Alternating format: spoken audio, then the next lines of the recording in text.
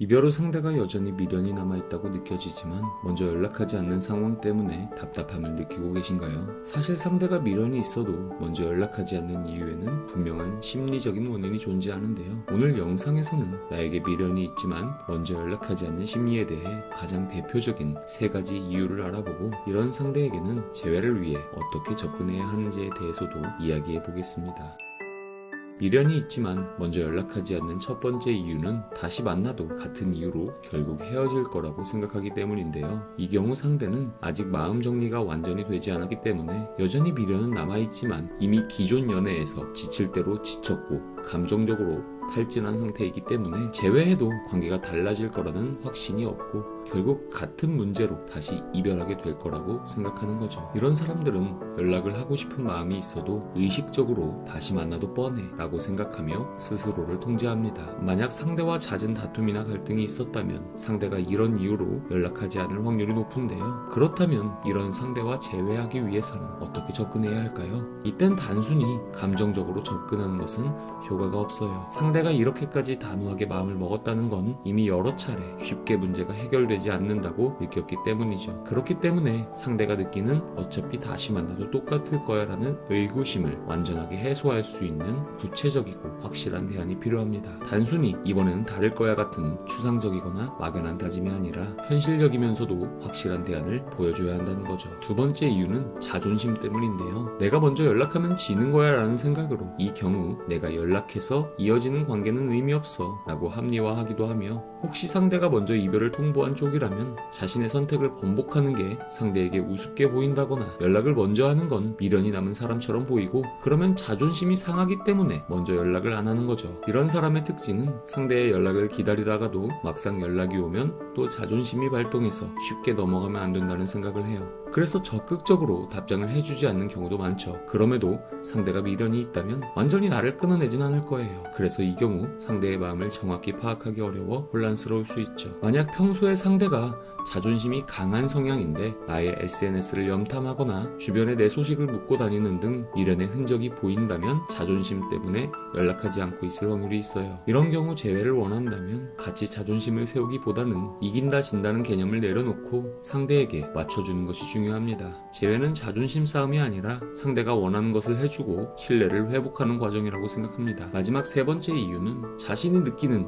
이 감정이 진짜 사랑인지 단순한 공허함인지 헷갈리기 때문입니다. 이별을 후회하는 감정이 들며 먼저 연락해볼까 이런 생각이 들다가도 이 감정이 정말 상대를 좋아하는 마음인지 아니면 단순히 익숙했던 관계가 사라져서 오는 공허함인지 확신이 서지 않는 경우죠. 이런 사람들은 다시 관계를 이어나가고 싶다가도 괜히 연락했다가 후회하면 어쩌지? 내가 정말 다시 만나고 싶은 걸까? 이런 고민을 하며 연락을 망설이고 있을 확률이 높아요. 이런 사람들은 평소 우유부단한 성향이거나 외로움을 남들보다 많이 느낀다는 특징이 있어요. 두 경우 모두 이별에 대해 후회하는 시기가 한 번쯤은 있는 성향으로 이별 초반 상대에 대한 미련은 남아있을 확률이 높으나 본인의 감정을 확신하지 못하기 때문에 이별을 후회하면서도 막상 연락은 안 하는 거죠. 그렇다면 이런 상대에게는 어떻게 접근해야 할까요? 이런 경우에는 상대가 감정적으로 확신을 가질 수 있도록 돕는 것이 중요해요. 즉 마음이 흔들리고 있는 상대에게 나는 관계에 확신이 있다 이런 태도를 보여주면서 상대가 확신을 가질 수 있는 환경을 만들어 준다면 재회 가능성을 훨씬 높일 수 있습니다. 오늘 내용을 정리하자면 상대가 나에게 미련이 있지만 연락하지 않는 이유는 첫째, 다시 만나도 같은 이유로 헤어질 거라고 생각하기 때문에 둘째,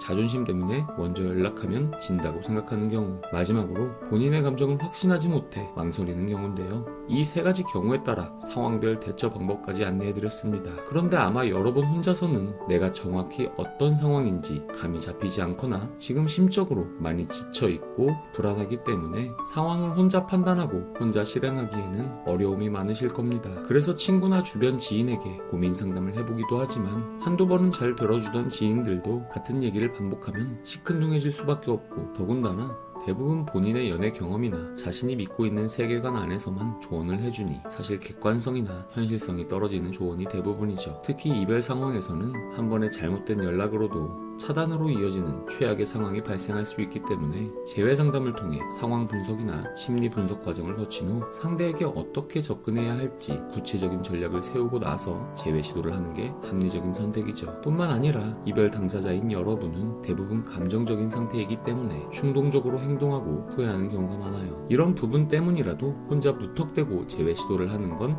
위험한 선택일 수 있어요. 만약 재회 상담이 생소하신 분들은 아래 고정 댓글 속 링크를 클릭하시면 블로그에 상담에 대한 보다 자세한 안내를 해뒀습니다. 그런데 한 가지 문제는 그분들에게는 죄송한 말이지만 재회 상담 업계의 진실을 폭로하자면 실제로 유튜브에서 활동하는 연애 재회 관련 유튜버들 대다수가 심리 이론에 대한 기초 지식조차 없는 비전문가가 대부분이며 본인의 연애 경험이나 근거 없는 뇌피셜에 의존해 상담하는 경우가 많다는 거예요. 실제 제가 상담한 내담자분 중에서도 그런 비전문가가 운영하는 재회 컨설팅 업체에서 고액의 상담료를 지급했음에도 오히려 상황이 악화된 경우가 정말 많고요. 즉 아무에게나 재회 상담을 받는다면 여러분들의 시간이나 비용은 물론이거니와 재회의 가능성마저 잃어버릴 수 있다는 겁니다. 그래서 재회 상담을 신청하실 때는 최소한 두 가지는 꼭 체크해 보셔야 하는데요. 첫 번째는 상담사가 심리 혹은 상담과 관련된 전문성이 있는지를 확인해 보셔야 해요. 단 심리 상담사 자격증이 있다고 소개하더라도 대부분 돈만 주면 일주일이면 따는 자격증일 확률이 높으므로 자격증 발급 기간을 확인 후 인터넷에 꼭 검색해 보세요. 두 번째는 애프터 상담이나 사후 관리가 어떻게 이루어지는지를 꼭 체크해 보세요. 대부분의 상황에서는 재회 상담 1회만으로 재회에 성공하는 경우가 적기 때문에 애프터 상담은 정말 중요한 부분인데요. 어떤 업체들은 초기 상담에서 재회 가능성이 높다고 임의로 평가 후에 애프터 상담 비용을 높게 측정하여 고액의 결제를 유도하는 경우도 있고 어떤 업체는 신규 상담을 무리하게 잡다 보니 아예 애프터 상담이나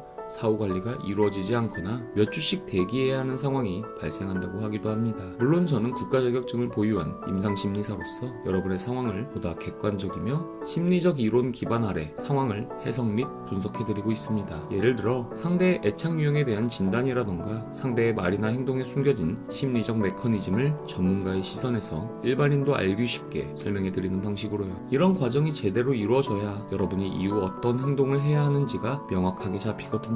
또한 하루 신규 상담을 5회로 제한하며 나머지 시간은 애프터 상담에 시간을 투자하는데요. 재회를 시도하는 과정에서 상대방과 연락을 주고받는 와중에 도움이 필요한 상황이 생겼는데 몇 주 몇 달씩 기다릴 순 없잖아요. 그래서 저는 애프터 상담에도 상당히 많은 시간을 할애하고 있습니다. 그리고 10년 이상 프리랜서 아나운서로 활동했던 경험과 5년 동안 재회 상담을 하며 얻은 경험적 데이터를 바탕으로 여러분의 현재 상황에 꼭 맞는 톤 앤 매너 그리고 커뮤니케이션 전략까지 구체적으로 안내해드리고 있고요. 재회 상담은 다른 어떤 상담보다 구체적인 목표가 뚜렷한 상담입니다. 그래서 어떤 면에서는 코칭에 가까운 부분이죠. 단순한 감정적 위로나 조언은 일시적으로 여러분의 기분이 나아지는 데는 도움이 될지 모르지만 실질적인 재회 성공 여부에는 큰 영향을 끼치지 못하죠. 그런데 상담에 대한 전문적인 교육을 받지 않았거나 심리 이론에 관한 공부가 뒷받침되지 않는다면 위로나 조언만 있는 상담을 제공할 수밖에 없죠. 아는 게 없으니까요. 그런 상담은 친구나 지인에게 받는 고민 상담으로 충분하지 않을까요? 진짜 재회 성공률을 높이고 싶으시다면 진짜 전문가에게 상담과 코칭을 받으셔야 합니다. 헤어진 상대방은 여러분에게 계속 기회를 주지 않아요. 한번 시도할 때 제대로 준비해서 연락해야 합니다. 그러니 혼자 감정적으로 판단하고 행동해서 기회를 망치거나 비전문가에게 비싼 고민 상담 비용을 지급하지 마시고 영상 아래 고정 댓글에 상담 안내 및 재회 성공 후기 링크를 걸어둘 테니 확인 후 진짜 전문가의 진짜 상담을 경험해보세요. 여러분이 다시 뜨겁게 사랑하고 뜨겁게 사랑받는 그날까지 동행해 드릴게요. 시청해주셔서 감사합니다.